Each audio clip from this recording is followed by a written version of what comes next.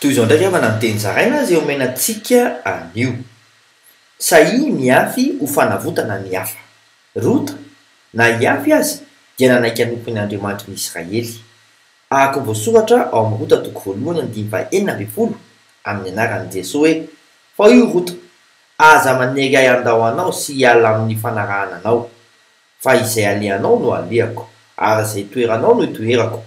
ny firenenao no fireneko ary ny Andriamanitra ao no Andriamanitro ianao koa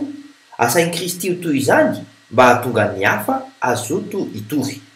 ahako voasoratra ao amin'ny Filipiana toko voalohany andiny faharoa amby folo sy andiny fahaefatra amby folo amin'ny anaran'i Jesosy hoe ary tiako ho fantatrareo rahalahy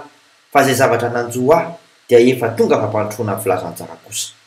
ary ny ankabeazan'ny rahalahy dia efa matoky ny ao amin'ny tompo noho ny fifatorako ka miasasa kokoa hitory ny tenin'Andriamanitra tsy amitahotra vitanao zany matoky mivavaka isika raha eo manaiky modely amin'ny fanomponanao aho mba hampandroso ny filazantsara amin'ny anaran'i Jesosy Kristy velona avy any Nazareta amen mandra-piaona tompoko.